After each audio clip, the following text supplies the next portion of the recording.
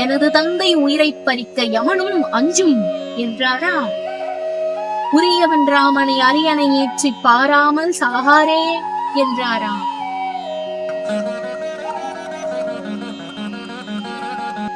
அங்கனம் வாழ்ந்த என் தந்தை மாண்ட காரணம் யாதென கேட்டாராம்.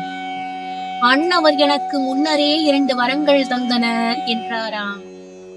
அந்த வரங்களை இன்று தரும்படி மன்னரை கேட்டனல் என்றாராம்.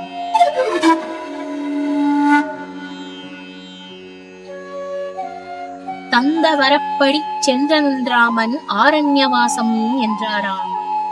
இனி ஒரு வரப்படி அயோத்தி நகரின் மணிமுடி உனக்கே என்றாராம். செய்தான் உனக்கு சீதனமாகவே தாய்தான் அழித்தேன் என்றாராம்.